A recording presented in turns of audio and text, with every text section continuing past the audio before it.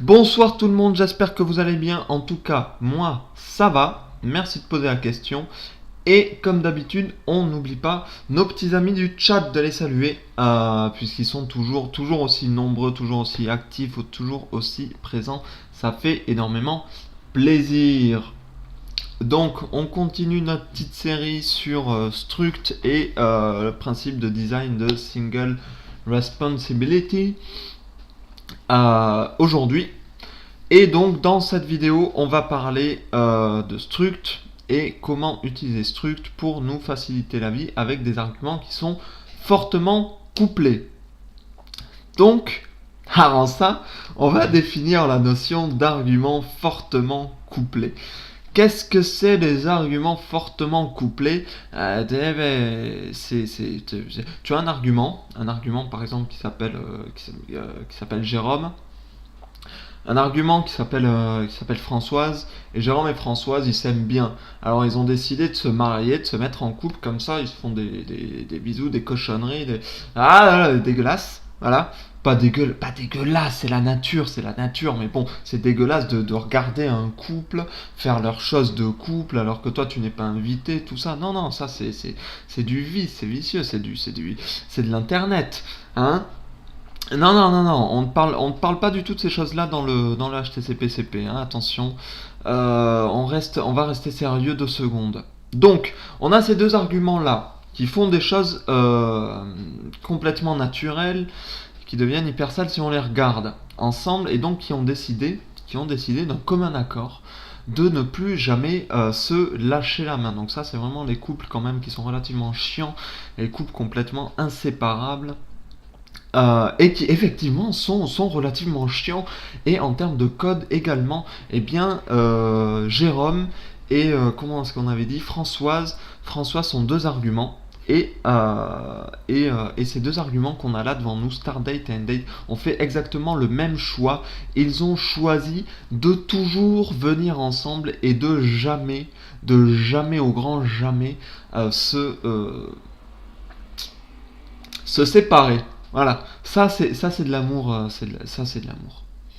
Voilà, si j'avais été un argument fortement couplé avec nombre de demoiselles, j'aurais peut-être vécu une vie extrêmement heureuse. Peut-être pas, on s'en fout, hein, ce n'est pas du tout le projet. Si, allez, aujourd'hui on change de sujet, je vous apprends à draguer les filles, à devenir des arguments fortement couplés avec toutes les filles qui s'appellent Marion ou Jeannette. Ah, c'est parti. Start date, end date. Donc comment est-ce qu'on va faire pour gérer leurs problèmes à eux?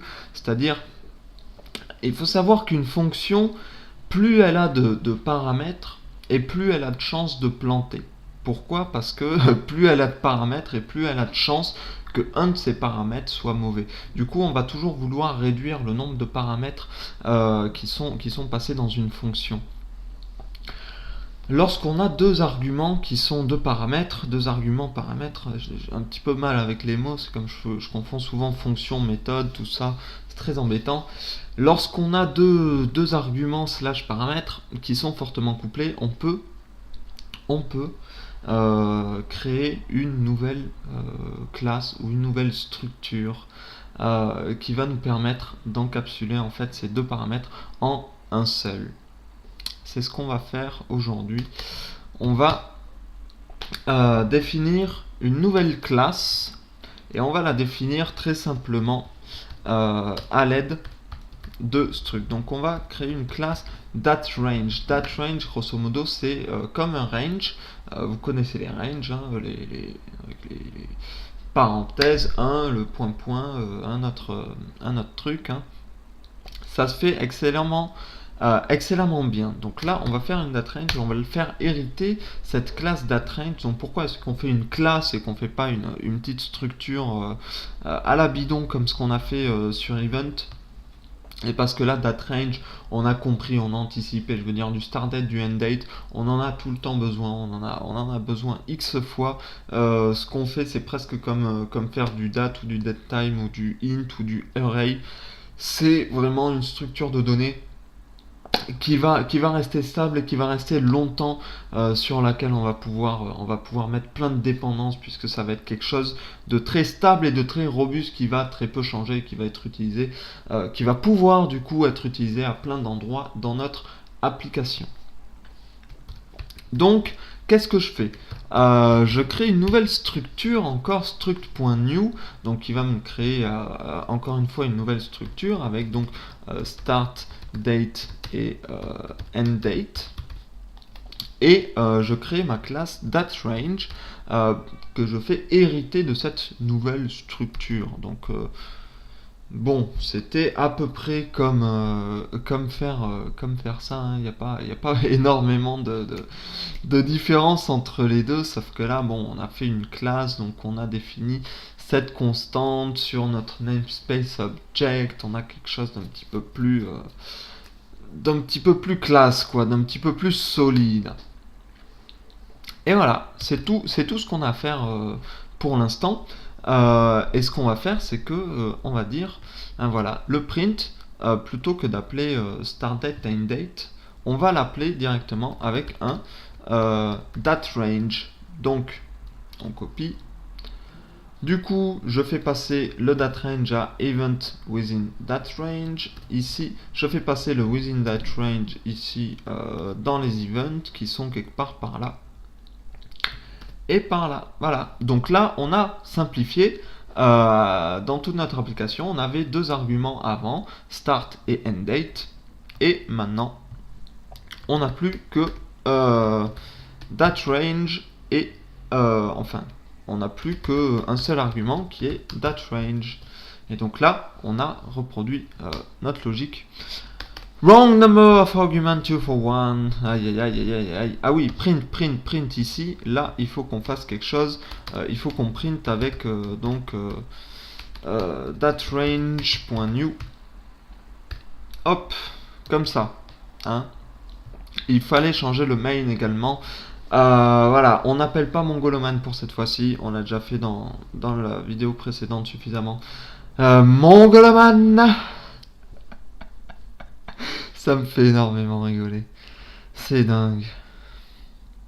Donc notre fonction fonctionne toujours et on a amélioré en fait la résistance de ces fonctions grâce à struct. Et ce qu'on va pouvoir faire également, c'est que cette logique, en fait, qui est une logique fortement liée aux dates, eh bien, on va encore une fois pouvoir la déplacer dans les ranges. Donc, on va vous dire, en fait, dateRange. Donc, est-ce que le dateRange.include, par exemple, self.date. Et du coup, on va déplacer une fonction include ici, def include. Et qu'est-ce qu'on va dire? On va dire donc start date, donc include date, et donc là start date end date triple égal date. Alors il y a plusieurs syntaxes. Enfin pour ça, on peut faire égal, on peut faire un point include. On peut faire include et comme ça, et on peut faire aussi quelque chose qui ressemble au point include, je crois, c'est point cover. Alors je crois que le plus intéressant c'est de faire le point cover, puisqu'en fait le point cover va utiliser de la logique pour déterminer si la date est incluse entre le start date et end date, donc grosso modo l'inférieur supérieur, tandis que le point include va transformer ça en tableau qui contient absolument toutes les valeurs du monde comprises entre le start date et end date, et ensuite faire un include comme sur un tableau, donc comparer toutes les valeurs. Donc c'est beaucoup moins intéressant en termes d'optimisation de code. Donc voilà, et le triple égal, ça doit être un des deux, soit c'est le include, soit c'est le cover, je ne sais pas, mais c'est l'un des deux. Donc on va garder le cover, puisque a priori c'est le mieux. Et donc voilà, on a pu... Vous entendez ça, il y a une ambulance qui passe dans la rue, hein? Ah, c'est comme hier. Hier, j'ai essayé d'enregistrer une vidéo, mais j'ai dû couper puisque ma voisine a toqué. Il était très tard en même temps. C'est vrai. Euh, voilà. Donc je vous ai épargné le toquage, mais je ne peux pas anticiper ce genre d'ambulance qui parle, les aléas du direct. Tout fonctionne également comme prévu, donc toujours. On a toujours nos événements qui s'affichent. On a une nouvelle classe qui nous permet donc de simplifier et de rendre un petit peu plus robuste toute la logique en fait des dates et les paramètres qu'on va passer, donc réduire le risque qui est un paramètre qui soit faussé. Il nous a permis aussi de décaler la logique des dates dans une logique des dates. C'est vrai que calculer est-ce que une date est inclue entre deux autres dates, c'est pas forcément quelque chose qui est spécifique aux événements, donc c'était pas forcément sa responsabilité de calculer ce genre de choses.